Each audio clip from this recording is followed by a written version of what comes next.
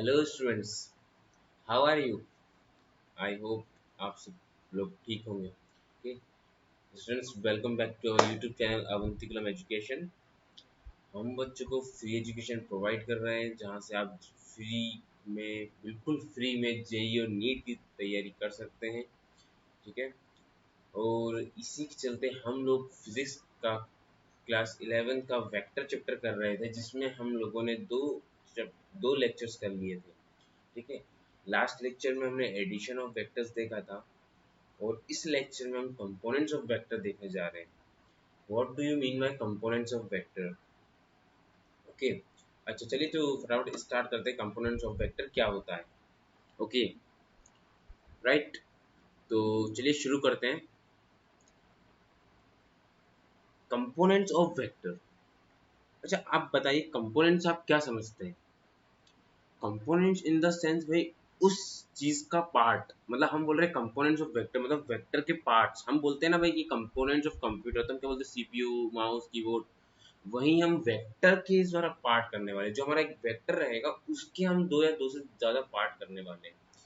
दूसरी तरीके से यदि मैं समझाऊं आपको, हम तो आप याद कीजिए कि हमने लास्ट लेक्चर में एडिशन में क्या किया था। हमारे पास उस टाइम दो या दो से ज्यादा वेक्टर थे, उसको हमने एक वेक्टर बनाया था। देखिए, जब हमने वो दो या दो से ज्यादा वेक्टर को हमने जब ऐड किया था, तो हमारे पास एक रिजल्टेंट वेक्टर आया था। पर हम अब यहाँ पर क्या करने वाले हैं, हमारे पास एक वेक्टर रहेगा, और उस एक वेक्टर को हमें दो या दो से ज्यादा कंपोनेंट में तोड़ने वाले हैं। अंडरस्टूड? क्या करने वाले, जो हमारे पास एक वेक्टर रहेगा उसको हम सिंप्लीफाई करेंगे दो या दो से ज्यादा वेक्टर में।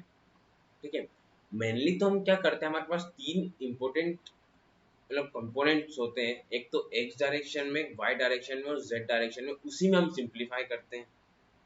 लेकिन जब भी हम किसी वेक्टर को सिंप्लीफाई करेंगे उसके कंपोनेंट में, तो हम कितनी डायरेक्शन में करेंगे? तीन डायरेक्शन में, मेनली तीन डायरेक्शन। एक तो एक्स डायरेक्शन में जो कि होगा आई कैप, और एक वाई डायरेक्शन में जो कि होगा जे कैप के फॉर्म में, और एक होगा जेड डायरेक्शन में जो कि होगा के कैप के फॉर्म में। ठीक है, मैं यदि कहूं कि भाई मेरे पास एक कंपोनेंट है, लेट अस सपोज, ठीक है, मेरे पास एक वेक्टर है। ठीक है, तो मैंने कहा भाई अभी आप वो तीन जो अपने मेन चीज पढ़ी, एक्स एक्स एक्स डायरेक्शन में, वाई डायरेक्शन में, जेड डायरेक्शन में, उसको भूल जाओ। अभी हम देखेंगे कि वेक्टर के हम कंपोनेंट किस तरीके से कर सकते हैं, कैसे निकालेंगे। ठीक है, देखिए, ये जो हमने मान लीजिए क्या किया था, पहले आप मान लीजिए वेक्टर भूल जाइए। ठीक है, हमारे पास पहले मान लीजिए दो वेक्टर थे, एक तो वर्टिकल वाला और एक हॉरिजॉन्टल वाला। यदि हम उस दोनों को ऐड करें तो बट ऑब्वियस है कि जो हमारा रिजल्टेंट वेक्टर आएगा ऐड करने पर, वो कौन सा आएगा? ये वाला वेक्टर जो आपको दिख रहा है, ये वाला वेक्टर। राइट, जब हम ये दोनों वेक्टर को ऐड करेंगे तो रिजल्टेंट वेक्टर क्या आएगा? ये वाला। पर अब हम क्या कर रहे हैं कंपोनेंट ऑफ वेक्टर पढ़ने के लिए?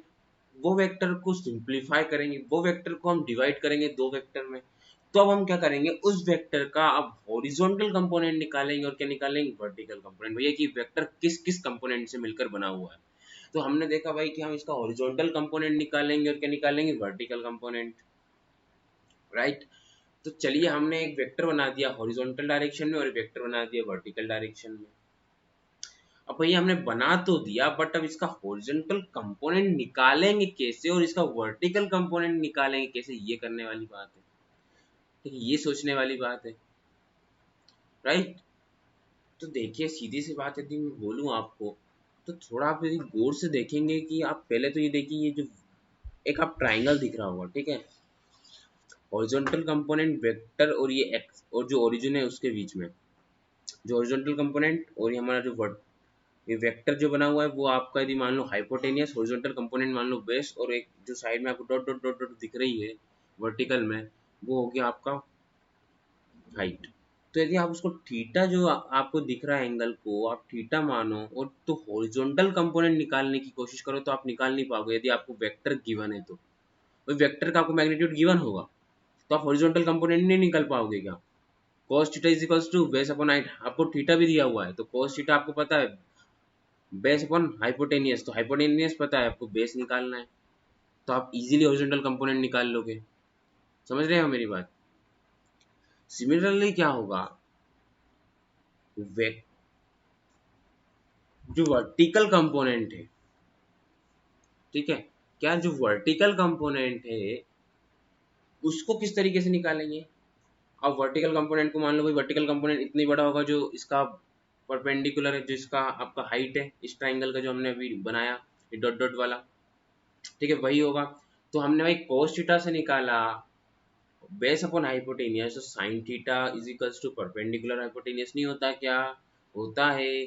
तो हम क्या करेंगे भाई, perpendicular is equals to hypotenuse into sine theta. तो हाइपोटेनियस क्या है हमारे पास, वेक्टर का मैग्नीट्यूड, तो इजीली हमारे पास क्या आ जाएगा, वर्टिकल कंपोनेंट भी। तो मैं सिर्फ इतना सा बताना चाहता हूं आप लोगों को कि हम उस वेक्टर की जब कंपोनेंट निकालेंगे तो किस तरीके से निकालेंगे, समझ रहे हैं आप, कैसे हम थीटा, कैसे हमें वो थीटा जो दिया होगा उसका यूज करना है, ठीक है। अभी तो ये दो कंपोनेंट की बात हुई, यदि आप थोड़ा ध्यान से देखिए तो ये हॉरिजॉन्टल कंपोनेंट आपको एक्स डायरेक्शन में लग रहा है, वो जो वर्टिकल कंपोनेंट है वाई डायरेक्शन में। अब यदि इसको थोड़ा सा आप एक अंदर की साइड इसको रखेंगे तो हमारा एक और जेड कंपोनेंट भी निकल जाएगा जो कि होगा अंदर की साइड, ठीक है, मेरे स्क्रीन जो मेरे आपको स्क्रीन दिख रही है उसके अंदर की साइड, ठीक है, स्क्रीन के परपेंडिकुलर होगा, ठीक है, उसका भी हम निकाल लेंगे। वो अब कैसे निकालेंगे वो मैं आपको बताता हूँ। देखिए, पहले तो आप ये समझने की कोशिश कीजिए कि जब भी हम कोई भी कंपोनेंट ऑफ जब भी हम वेक्टर के कंपोनेंट्स लिखेंगे तो हम लिखेंगे एक्स डायरेक्शन में, वाई डायरेक्शन में और जेड डायरेक्शन में, राइट। तो एक्स डायरेक्शन में हम कैसे लिखेंगे, मान लीजिए उसका कंपोनेंट आर एक्स है तो हम लिखेंगे आर एक्स आई कैप, और मान लीजिए वाई डायरेक्शन में उसका कंपोनेंट आर वाई है तो हम लिखेंगे आर वाई जे कैप, और मान लीजिए उसका जेड डायरेक्शन में कंपोनेंट जो है वो आर जेड है तो हम लिखेंगे आर जेड के cap. I cap, J cap and के कैप यहाँ पर क्या है, कैप क्या शो करता है, यूनिट वेक्टर। तो आई कैप क्या है भैया, एक्स डायरेक्शन में यूनिट वेक्टर। तो यहाँ पे आई कैप क्या शो कर रहा है, only for the direction to the x axis, ठीक है, in the direction of the x axis, ठीक है। यहाँ पे जे कैप क्या शो कर रहा है, it is shown that J cap is shows the direction in the Y direction, okay, K cap shows the direction in the Y direction, understood. तो हम जब भी एक वेक्टर को लिखेंगे तो इस फॉर्म में लिखेंगे। अब आपको पता है हमने इस फॉर्म में लिख दिया तो हमारे पास R x R Y are Z है, तो हमें मैग्नीट्यूड निकालने कैसे निकालेंगे, R is equal to under root of R X square plus are Y square plus Z square. ये बात समझ में आई, क्या कहना चाहता हूं मैं, ठीक है, very good. This is the r x R Y are z, हम इसको कैसे लिख रहे हैं, एक कंपोनेंट ऑफ वेक्टर को, ठीक है, हम वेक्टर को कैसे किस कंपोनेंट, किन किन कंपोनेंट्स में लिख रहे हैं यहाँ पे, x x x component, y component और जेड कंपोनेंट, ठीक है। अब क्या होता है कि मान लीजिए कभी कभी डायरेक्टली क्वेश्चन में पूछा जाता है कि इसका एक्स कंपोनेंट बताओ, इसका वाई कंपोनेंट बताओ, इसका जेड कंपोनेंट बताओ, तो आपको कुछ नहीं करना है, उसका एंगल निकालना है और उसका cos थीटा निकाल लेना है। देखो मैं बताता हूँ यहाँ पर, मान लीजिए यहाँ पर अभी उन्होंने पूछा कि भाई आर जो है वो एंगल बना रहा है एक्स एक्सिस के साथ, अल्फा एंगल बना रहा है एक्स एक्सिस के साथ, देखो जरा ढंग से, ए फिगर में बना रहा है। तो हमने अब वो क्या बोल रहा है भैया, इसका एक्स कंपोनेंट निकालो, तो कैसे निकालेंगे भाई, सिंपल सी बात, मैंने आपको बताया कि एक परपेंडिकुलर खींच लो सामने, तो एक ट्राइंगल बन जाएगा, कॉस अल्फा हो जाएगा वो आर अपॉन आर एक्स क्या है कंपोनेंट उसका, ठीक है, मतलब हाइपोटेन, कॉस अल्फा क्या हो जाएगा, बेस अपॉन हाइपोटेनियस, तो r x upon r, cos alpha is equal to are x upon r, ठीक है। तो हमारा आर एक्स को आप किधर ले जाइए, आर एक्स को वहीं पर रहने दीजिए, जो हमारा हाइपोटेनियस को उधर ले जाइए, तो आर एक्स इक्वल टू क्या हो जाएगा, आर कॉस अल्फा। समझ रहे हैं हमारी बात, अरे समझ रहे हैं या नहीं, ठीक है। नहीं समझ रहे हैं तो आप कुछ भी डाउट आ रहा है तो आप कमेंट में प्लीज डाउट पूछिए, तभी हम आप तभी ना एक्चुअली आप डाउट पूछेंगे ना तभी हमें जाकर क्लियर होगा कि आपको कहाँ पर डाउट आ रहा है। देखिए आप मन में इसको डाउट रखोगे भाई यार कौन पूछे तो फिर क्या ही मतलब, समझ रहे हैं, मतलब आप पढ़ने का कोई सेंस ही नहीं है ना, आप डाउट आ रहा है, आप उस क्वेश्चन आ रहा है भाई क्वेश्चन, ये सब चीज़ तो आपको नॉर्मली समझ में आ रही है, बट जो क्वेश्चन आया वो बहुत इंपॉर्टेंट है, जो आपके माइंड में क्वेश्चन आया वो बहुत इंपॉर्टेंट है, तो उसको पूछना बहुत जरूरी है, ठीक है। तो जब भी माइंड में क्वेश्चन आए जब झट से कमेंट कर दो, ठीक है, हम उसका आंसर गारंटेड देंगे, ठीक है, ओके। तो समझ में आया, कि कंपोनेंट क्या होते हैं, कंपोनेंट समझ में आ गया, अब कंपोनेंट निकालना आपको आ गया, बस बचा ही क्या है। अब मान लीजिए भाई वाई एक्सिस में यदि बीटा एंगल बना रहा है भाई, तो हम क्या लिखेंगे, cos beta is equals to R Y upon r, r y base, r hypotenuse, beta वो वाला है उन हाइपोटेनियस और बेस के एंगल का, बेस के बीच का एंगल। ठीक है, तो cos थीटा लगा दो भाई, सिमिलरली जेड एक्सिस में cos गामा लगा दो। समझ रहे हैं, समझ आ, वेरी गुड, बहुत बढ़िया। बस आप ऐसे ही पढ़ते रहिए, लिटरली मतलब यदि आप पढ़ते रहेंगे ना, मतलब अगर फ्लुएंट पढ़ते रहो बस, फिर देखते हैं आपका जेई में कैसे नहीं होता है। याद रखिए जेई में उनका ही होता है जो हार्ड वर्क करते हैं। ठीक है, ये बात याद रख लो आप। आई क्यू गया भाड़ में, अभी तो हार्ड वर्क पे फोकस करो। ठीक है, जितने ज़्यादा नंबर ऑफ क्वेश्चन सॉल्व करोगे, जितने अच्छे से पढ़ोगे, जितने ज़्यादा डाउट पूछोगे, उतने ज़्यादा आप आईआईटी के पास जाओगे। ठीक है, उतने ज़्यादा आप जेई में घुसते चले जाओगे। ठीक है, तो मेहनत करो, 11 12 है, पढ़ने का टाइम है। ठीक है, ये मस्तीबाजी और जो भी दूसरी चीज़ें आप कर रहे हो वो सब चीज़ छोड़ो, अभी टाइम नहीं है, 2 साल का टाइम है, 11 12 यदि आप ड्रॉपर में भी तो आपके पास 1 साल का टाइम है। ठीक है, अभी पढ़ लो तो आगे लाइफ सेट है। ठीक है, अंडरस्टूड, फाइन। तो हम कहाँ थे, वेक्टर पर। ओके, कंपोनेंट्स ऑफ वेक्टर आपको समझ में आ गया। और मान लीजिए जैसे हमारे कभी कभी क्या होता है कि हमारे भाई जरूरी नहीं है कि तीनों में हम उसको प्रेजेंट करें, राइट। मतलब कभी कभी होता है कि भाई हमारे जो जेड कंपोनेंट है वो जीरो, कभी कभी हो भाई वाई कंपोनेंट जीरो, कभी हो भाई एक्स कंपोनेंट जीरो, कभी हो भाई दोनों दो, कोई दो कंपोनेंट जीरो एक ही हो, मतलब एक जेड डायरेक्शन में ही हो। ठीक है, तो ऐसा भी हो सकता है r x zero, r y zero, r z zero. ठीक है, तो मान लीजिए जैसे हमारे पास आर जेड जीरो है, तो हम इसको कैसे रिप्रेजेंट करेंगे, r equals to are x i cap plus are y j cap.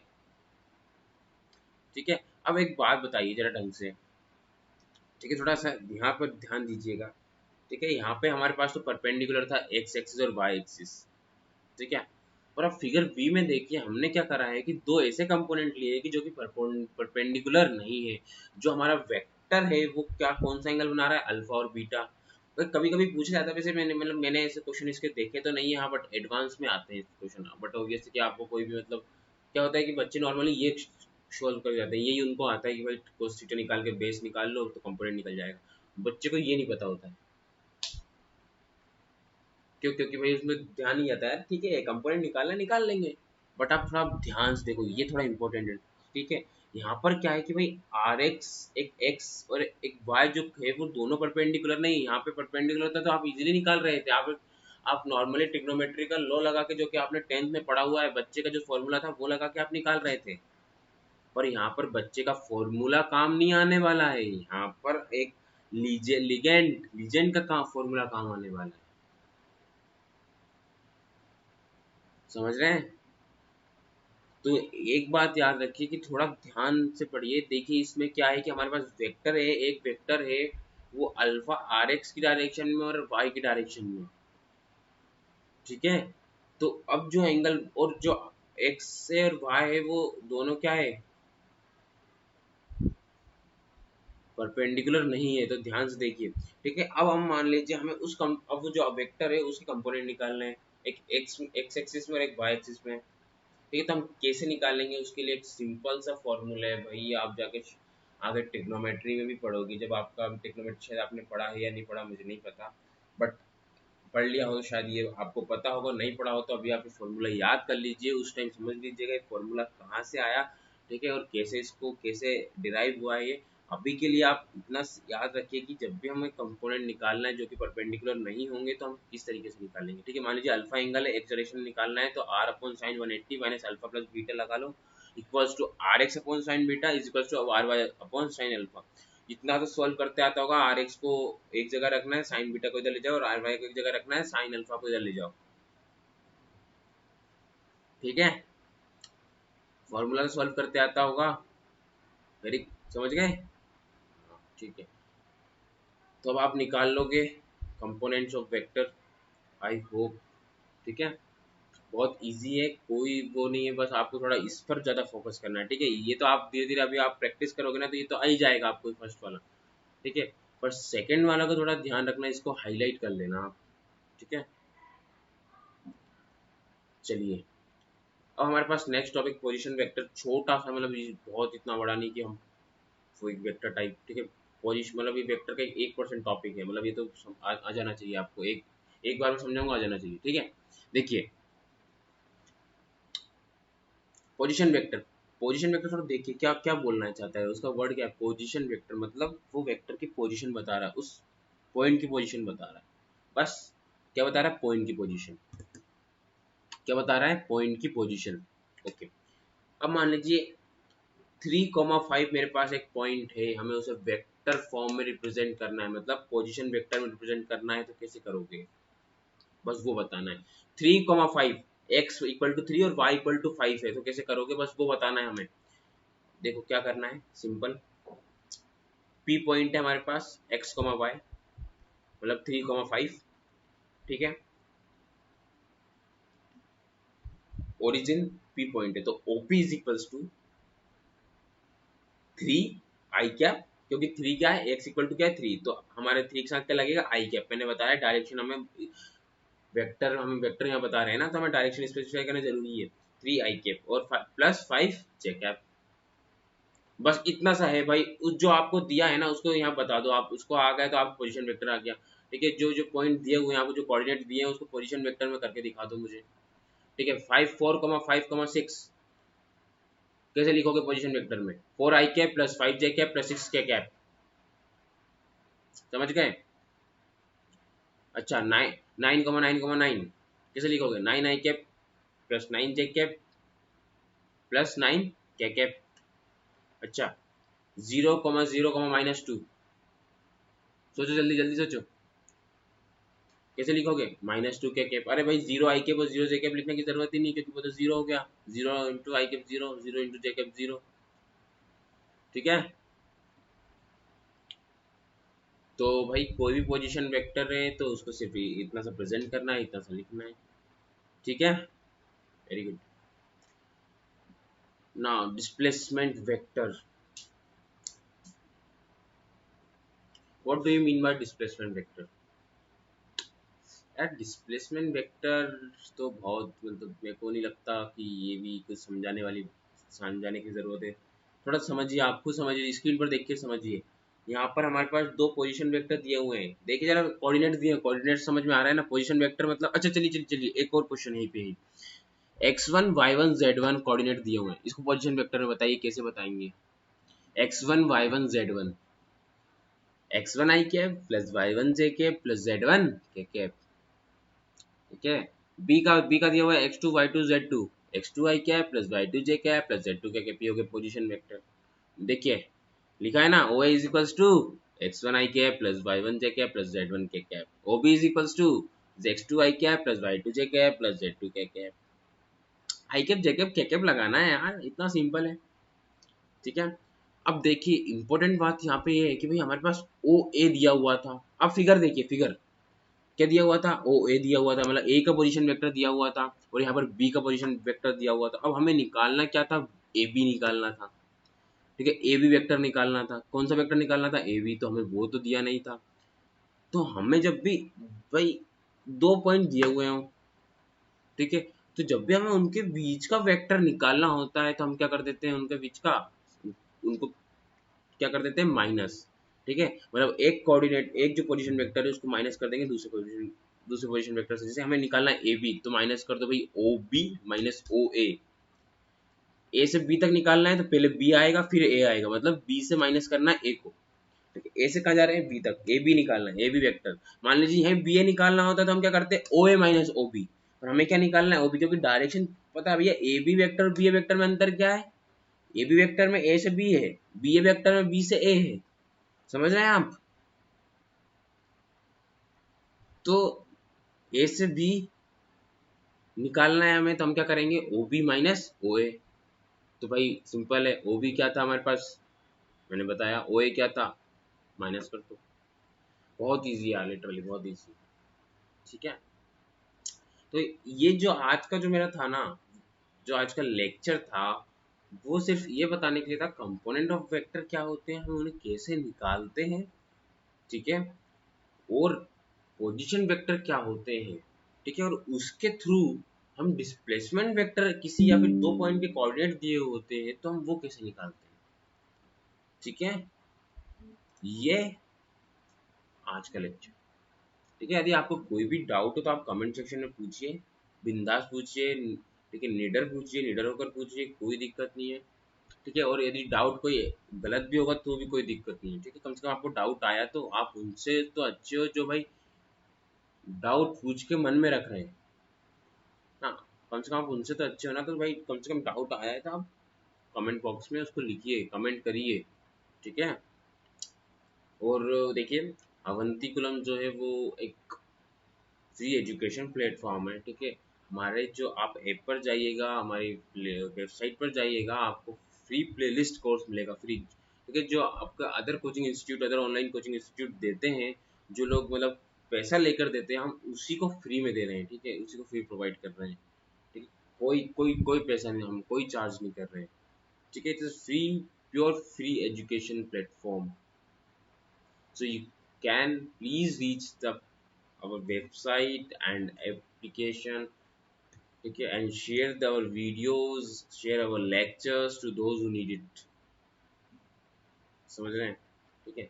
देखिए यार क्या होता है कि आपको भी पता है कि भाई जेई में पैसा इन्वेस्ट करना मतलब लगभग आप समझ रहे हैं वो एक, यदि आप एक अच्छे घर से हैं तो ये आपके पापा और यदि आपके जो पेरेंट्स हैं वही इन्वेस्ट कर पाएंगे, ठीक है। यदि आप एक अच्छे घर से नहीं है, ठीक है, आपके मतलब पापा की इनकम परमानेंट नहीं है, नॉर्मली इनकम है, ज़्यादा इनकम नहीं है, तो मुझे नहीं लगता कि वो उसको कि झेल पाएंगे इतनी फीस को, बहुत ज़्यादा फीस होती है यार जेई नीट की, आपको भी पता है, कोटा चले जाओ, आप कहीं भी चले जाओ, ठीक है। मैं तो इंदौर से पढ़ा हूँ, ठीक है, मैंने भी भरी है भाई, 3-3 4-4 लाख पूरे 2 साल में मैंने, 5 लाख पूरे मतलब 5 लाख का था मेरा इन्वेस्टमेंट, ठीक है। तो वही चीज़ हम आपको फ्री में दे रहे हैं, तो यार फ्री में यूज़ करना सीखो किसी चीज़ को, ठीक है।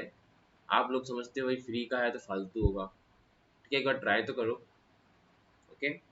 सो reach out our page, reach out our website, reach out our YouTube channel, reach out our page on our on the all of the social medias, okay। सो और ऐसे पढ़ते रहिए, तैयारी करते रहिए, ठीक है। कोई भी डाउट आया आप पूछिए, ठीक है, और देखते रहिए अवंतीकुलम एजुकेशन। So thank you.